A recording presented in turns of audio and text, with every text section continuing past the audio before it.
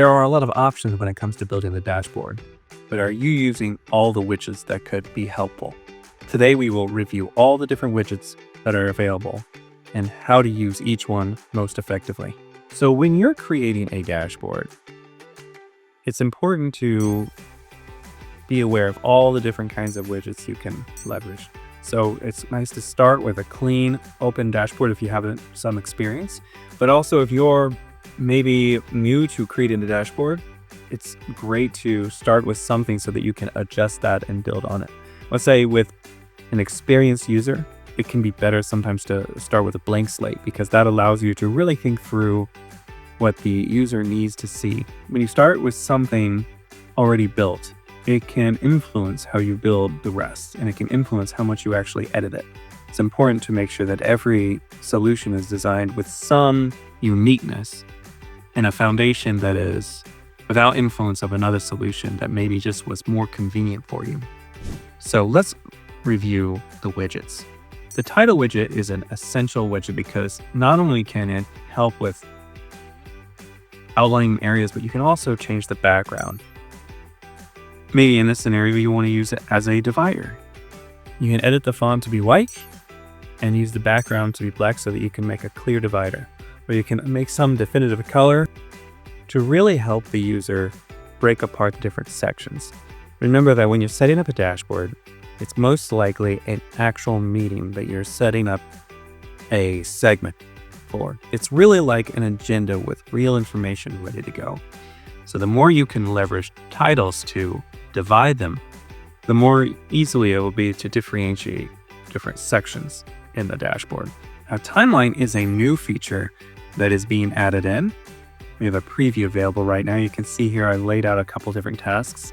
If you're familiar with the calendar app, it's actually a little similar. I'd say it's Smartsheet's native version of showing the calendar app. You are able to look at it by months or weeks and so forth. You also can group it. When I want to edit this feature, I have the ability to change the time scale. I can do grouping. I made grouping right here, A, B, and C. I can choose even multiple levels of grouping. Now this is about time, so you're not going to see a lot of information on summing. You also can set a filter too. I will say this is limited to the sheet. It is not looking at reports at this moment. Now let's talk about the next feature down, reports. We leverage the report feature probably the most in a dashboard because reports allow you to look at a sheet from the dashboard. Now, it's important to remember that you're not going to be editing them necessarily. The only tool that I would recommend editing on a dashboard with is a dynamic view. And that should be much more on a row by row basis. So what we will do is share users that are maybe not working with a lot of sheets in a dynamic view so that they can update a row or two and basically make an update like an update request. Reports are also where you can use metrics, and you can even have hyperlinks available so that the user could be clicking on a cell in a sheet, but really it looks like it's just an available hyperlink. Now let's talk about images next. Well, that's where you can put in a logo. You can also now adjust the image to fit the entire screen, fit the entire widget. This was not available in the past, so now there's the ability to adjust the margin and really adjust the size. This is a new feature in Smartsheet. They've really improved this widget a lot. I would say that it's not so flexible though.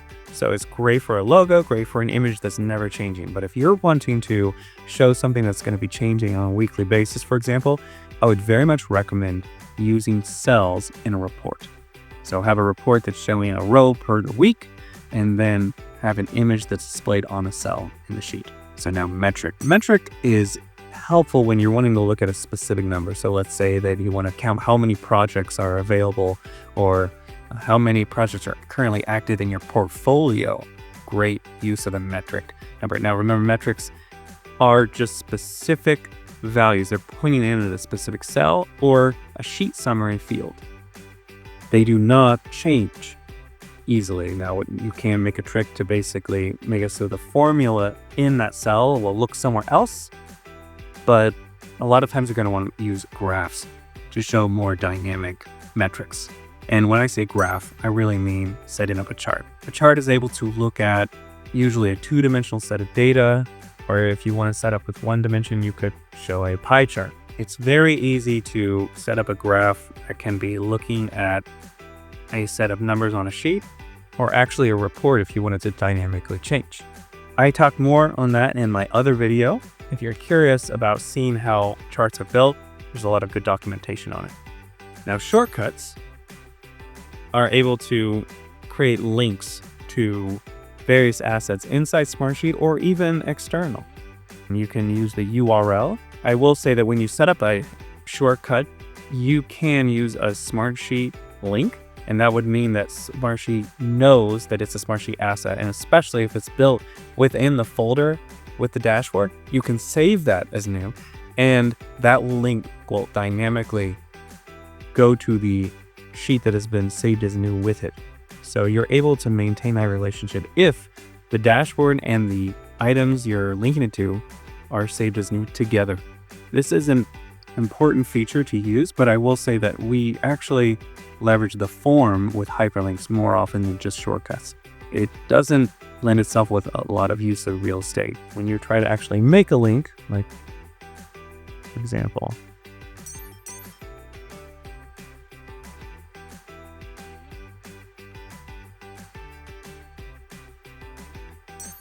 you'll see it doesn't really use the real estate very well. And unless you're keeping it really short, it's just not that effective. So although the shortcut is helpful, I would say it's not the prettiest, and usually you can do better by creating a report with hyperlinks.